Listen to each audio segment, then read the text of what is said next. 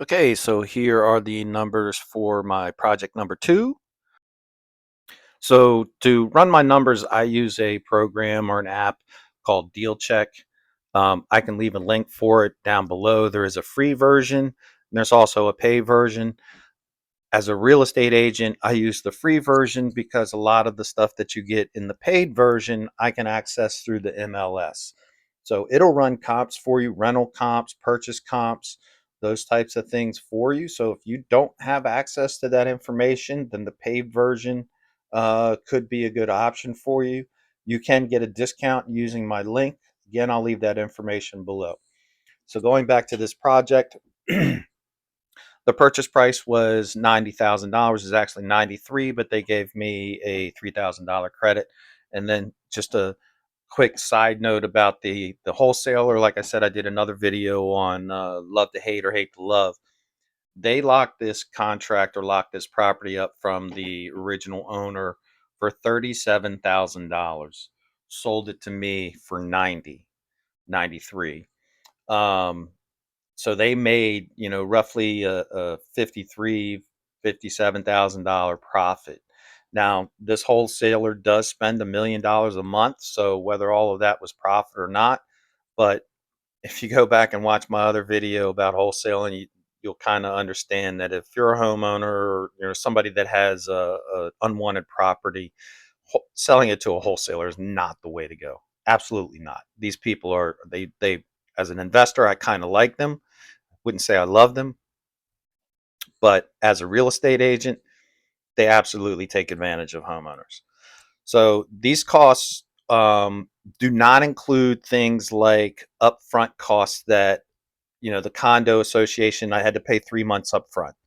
The property taxes, I had to pay for the remainder of the 2024-25 year, and then 25 to 26. So I'm paid up ahead a year, ahead of time for a year in property taxes. So this final number of cash out of pocket is not necessarily accurate because of those prepaids that I had to pay.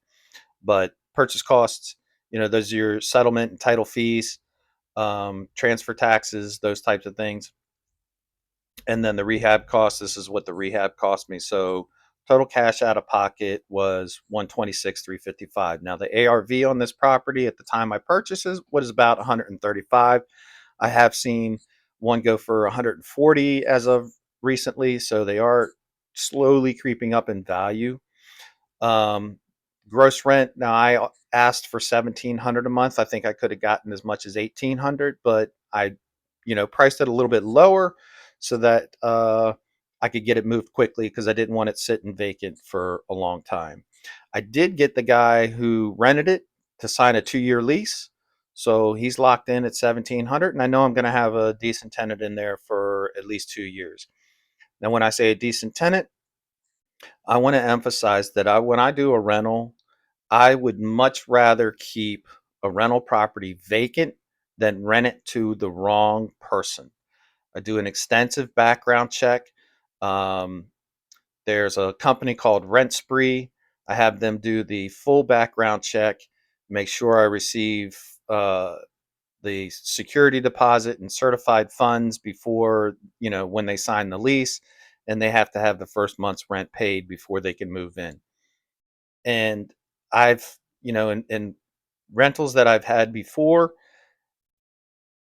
it is the worst thing to do as a landlord to be nice to somebody. I'm sorry to say it, but to give somebody a break, they will step on top of you every minute of the day. But we're not going to get into that. So what's included in my numbers? I have my gross rent at 1,700. I factor in an 8% for vacancy. That ends up being about 1 month a year. So I factor that in as a potential expense. So that gives me my operating income of 1564. Now I have operating expenses, which are my property taxes, my insurance, my HOA fees. These are high because water's included, electricity's included. The only thing the tenant has to pay for is their internet. So that's why this is high. I don't have any other maintenance. So This again is something that I pre-built in. It's not a hard cost, so but it is something that should go into reserves for when you do need it. Obviously, I don't spend exactly $9 a month on maintenance, but when something does come up, I'll have that $9 in reserves. Hopefully, $9 a month in reserves. So that brings my net operating income down to 897. So just under $900 a month, I'll be cash flowing. Now, one thing about this property, I'm paid all cash, paid for the renovations in all cash. Um, but I'd like to get that money back at some point, right? I don't want to have that 130 some odd $1,000 just sitting there, even though I'm getting money in every month, every year, about $10,000 a year. Um, I want to get some of that back. So at some point in 2026, I'm going to refinance or finance this deal and get a lot of that cash back so that I can use that money on other deals. So this deal check, it breaks things down for you. Gives you your operating income, take out your expenses, and then tells you what your net operating income is going to be. Your cash flow is here. Now you can see here in year two, it jumps up. That's because of that loan that I was talking about. And even though it says your cash flow or your income is, plus 120 grand, that's, you're not actually taxed on all that. So this program goes down and it tells you about tax deductions and what your total profit is, et cetera, et cetera. Um, so the rent to value, these are the numbers you want to look at. What is your cap rate? A cap rate of 12. Anything in this area, a cap rate above 8 is going to be great. And then when you go to get your loan, generally your DSCR loans are going to require a debt coverage ratio of 1.2 or more. So this one's at 1.45. So this means, that's good. So even after I take the loan out, I'm still going to be cash flowing about $3,000 a year. Let me see where that's at. So yeah, still about 3,000, almost $4,000 a year, even after I take the cash out and have to pay the mortgage company back. I'll still have an additional almost $4,000 a year. Yeah, 4 grand isn't a lot, but I have this property that is accruing equity over time. And then one last thing about this development. This development is 50 some odd years old. It's starting to show its age. This area has had a lot of growth and there's a lot of condos and apartments going up nearby. And I believe probably within the next 10 years, a developer might try to come in and buy everybody out, which would be a good thing.